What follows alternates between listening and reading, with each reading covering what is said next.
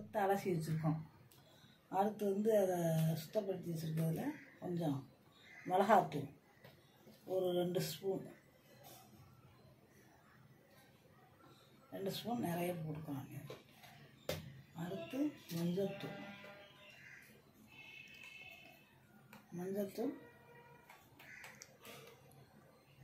1/2 teaspoon. அடுத்து இந்து உப்பு தேவையான அளவு. அடுத்து இஞ்சி பூண்டு பேஸ்ட்டு ஒரு 1/2 ஸ்பூன். அடுத்து கார்ன்ஃப்ளவர் மாவு ஒரு 2 ஸ்பூன். இது எல்லாத்தையும் போட்டு நல்லா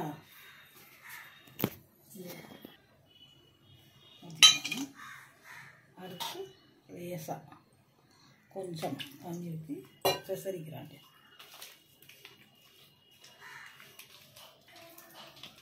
பெசரி ஒரு 1/2 மணி நேரம் ஊற வச்சுருங்க.